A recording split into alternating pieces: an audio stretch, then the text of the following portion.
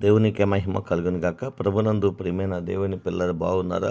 దేవుని మహాదయను బట్టి దేవాది దేవుడు రాత్రికాల సమంతా ఆయన రెక్కల చాటున భద్రపరిచి ఉదయకాల సమయంలో చక్కటి సమయాన్ని ప్రభు మనందరికీ అనుగ్రహించారు. లేచి ఉదయకాల సమయంలో ప్రార్థన చేసుకొని దేవుని వాక్యాన్ని ధ్యానించి ఈ దినాన్ని ప్రారంభించారు కదూ. ఎందుకనంటే ప్రతి దినము ప్రభువుతో దినాన్ని ప్రారంభించడం మనకు మన కుటుంబాలకు ఆశీర్వాదకరమని ప్రభు యొక్క మాటను బట్టి మీకు అందరికీ జ్ఞాపకం చేస్తూ ఉన్నాను. రండి, పరిశుద్ధ గ్రంథం నుంచి ఒక చిన్న మాట మనం జ్ఞాపకం చేసుకుందాం. కీర్తన యెషయా రాసిన గ్రంథం 58వ అధ్యాయం. ప్రియమైన దేవుని పిల్లరా, దేవుని వాక్యముల నుండి 11వ వచనం. యెహోవా నిన్ను నిత్యము నడిపించను, క్షేమకాలమున ఆయన నిన్ను తృప్తిపరిచి నీ ఎముకలను బలపరచును. నీవు నీరు కట్టిన తోటవలెను ఎప్పుడు నువ్వు ఉబుకుచుండు నీటి ఓటవలెను ఉండెదవు. దేవునికి మహిమ కలుగునుగాక.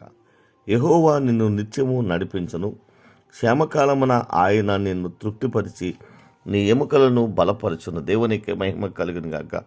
లోకములంతా క్షేమమే, ఎవరికి బాగోలేదు, ఏది బాగోలేదు, ఏది కలిగిన వారిగా లేదు. క్షేమకాలము, భయంకరమైనటువంటి దినాలు ఉన్నాయి. అటువంటి పరిస్థితుల్లో దేవుడి నిన్ను బలపరుస్తాడట, నీకు నిత్యము మేలు కలుగు చేస్తాడు. అంతేకాదు ఆయన అంటున్నాడు, నిన్ను తృప్తిపరిచి నీ ఎముకలను బలపరుస్తాడు. దేవునికి మహిమ కలుగును గాక. నిజమే, మనము ఆరాధించే దేవుడు అంత గొప్ప దేవుడు అండి. లోకంలో పరిస్థితులు ఎలాగైనా ఉండొచ్చు, కానీ ఆ పరిస్థితుల్లోంచి ఒక ఉన్నతమైన స్థితికి నేను హెచ్చించి బలపరిచి స్థిరపరిచే దేవుడు కనుక నమ్ము. విశ్వాసముతో అడుగుల ముందుకు వేయడానికి ప్రయత్నం చేయి. ఖచ్చితంగా దేవుడు నీ జీవితంలో గొప్ప కార్యాలు చేస్తాడు. అటువంటి విశ్వాస జీవితాన్ని పరిశుద్ధాత్మ దేవుడు మనందరికీ అనుగ్రహించి నడిపించునుగాక. ఆమేన్. కృపా సత్య సంపూర్ణమైన మా తండ్రి, కృపామయుడమైన మా దేవ, నీకు వందనాలు, స్తోత్రాలు. ఈ ఉదయకాల సమయంలో స్థానిక సంఘాన్ని, గ్రామాన్ని కూడా దీవించండి, ఆశీర్వదించండి. బిడ్డలు చేస్తున్న వ్యవసాయములను, చేతి పనులను, వ్యాపారములను, ఉద్యోగములు కూడా దీవించండి. దేవా, నీ కృపలో బలపరచండి. ప్రభువా, వివాహాల కొరకు ఎదురు చూసిన బిడ్డలకు వివాహాలు సిద్ధపరచండి. గర్భఫలం కొరకు కన్నీళ్లు కారుస్తున్న బిడ్డలకు గర్భఫలం దయచేయండి. ఈ దినాన్ని చక్కటి పుట్టినరోజు వేడుకలు చేసుకుంటూ నిన్ను గణపరుస్తున్న వారిని కూడా గణపరచండి. వారికి రావాల్సిన నిరంతర ఆశీర్వాదాలు సమృద్ధిగా నీ నామంలో అనుగ్రహించండి. ప్రభువా, అయా నీ సన్నిధిలో ప్రతి ఒక్కరిని దీవించండి. మా దేశాన్ని, ప్రపంచ దేశాన్ని కూడా దీవించండి.